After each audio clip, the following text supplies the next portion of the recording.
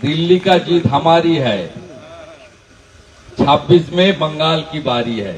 মমতা বন্দ্যোপাধ্যায় ২৫০-র বেশি বিধায়ক সংখ্যা নিয়ে রাজ্যে বাংলায় তৃণমূল কংগ্রেস আবার চতুর্থবার সরকার গঠন করবে।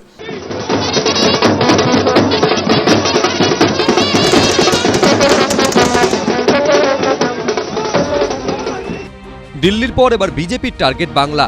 দিল্লিতে গেরুয়া ঝড়, বিজেপির জয় জয়কার।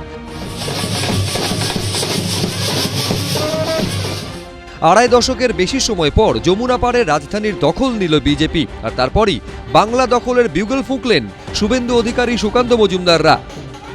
একটু অপেক্ষা করুন, ব্যাটে বলে হলেই বাউন্ডারির বাইরে মমতা ব্যানার্জির খেলা শেষ। 2017 এপ্রিলে ভুবনেশ্বরে বিজেপির জাতীয় কর্মসমিতির বৈঠকে অমিত শাহ বলেছিলেন, এখনও বিজেপির স্বর্ণযুগ আসেনি, বাংলা, কেরল, ওড়িশায় জিততে হবে। এরপর 2018 পঞ্চায়েত ভোটের আগেও একই মন্তব্য করেছিলেন তিনি। भारतीय जनता पार्टी का सुवर्ण काल नहीं है।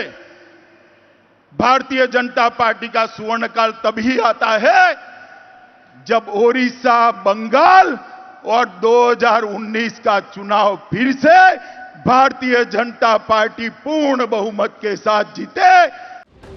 ওড়িশা ইতিমধ্যেই বিজেপির দখলে এসে গেছে। এবার দিল্লিতে ঐতিহাসিক জয়ের পর ফের একবার বঙ্গ দখলের হুঙ্কার ছাড়ছে রাজ্য বিজেপি। এবার আমাদের জন্য বাকি থাকলো বাংলা। লক্ষ্য বাংলা। 26-এ শুধু বাংলার বাঙালি নয়, বাংলার বাইরে বসবাসকারী বাঙালিরাও 26-এ ঝাঁপিয়ে পড়বে বাংলা জয়ের জন্য, এবং বাংলা জয় করব আমরা। বঙ্গ বিজেপির তরফে ফেসবুক পোস্টে লেখা হয়েছে, দিল্লিতে বিদায় হলো আপ, এবার যাবে পশ্চিমবঙ্গের পাপ। বিজেপি নেতা কৌস্তব বাগচি ফেসবুক পোস্টে লিখেছেন, 2025-এ কেজরিবাই, 2026-এ দিদিবাই। নিশ্চিতভাবে আমাদের একমাত্র লক্ষ্য পশ্চিমবঙ্গ আপ গেছে, এবারে মমতা পাপকে বিদায় করা।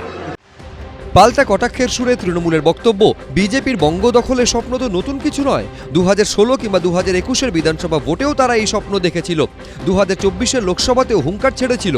কিন্তু ভোটের ফল বলছে, পুরো ভোট হোক কিংবা পঞ্চায়েত ভোট, লোকসভা কিংবা বিধানসভা অথবা উপনির্বাচন, বাংলায় বিজেপির গ্রাফ ক্রমশ নামছে।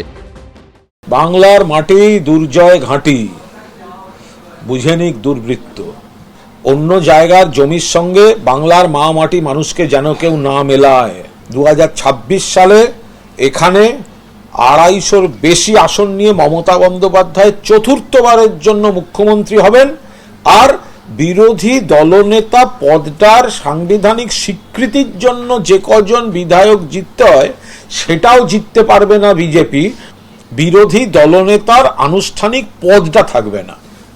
এদিকে দিল্লিতে বিজেপির জয়ের পর পশ্চিমবঙ্গের বিজেপি নেতারা যখন উচ্ছ্বসিত, তখন ফেসবুকে এই পোস্ট করেছেন বহিষ্কৃত বিজেপি নেতা অনুপম হাজরা। তিনি লিখেছেন, এখন বঙ্গ বিজেপির চিরাচরিত প্রথা অনুযায়ী অন্যের বাড়িতে সন্তান প্রসবের আনন্দে পিতৃসুখ অনুভব করুন। পাল্টা সুর চড়িয়ে তাকে কড়া ভাষায় আক্রমণ করেছেন শুভেন্দু অধিকারী। আমি ওর কথার উত্তর দেব না, আমার কোনো প্রয়োজন নেই। শুধু উনি নন, এরকম বেশ কিছু লোকজন আছে চিঠি লিখে ক্ষমা চায়। এই যে থুতু ফেলে যারা নিজের জিভ দিয়ে চেটে তুলছে, তাই এদের কথার উত্তর দেওয়া উচিত নয়। আগামী বছর রাজ্যে বিধানসভা ভোট, তার আগে দিল্লি বিধানসভায় বিজেপির বিপুল জয়ের আবহেই উত্তাপ বাড়ছে বঙ্গ রাজনীতিতে। বিজেন্দ্র সিংহ, অনির্বাণ বিশ্বাস, বিটন চক্রবর্তী, এবিপি আনন্দ।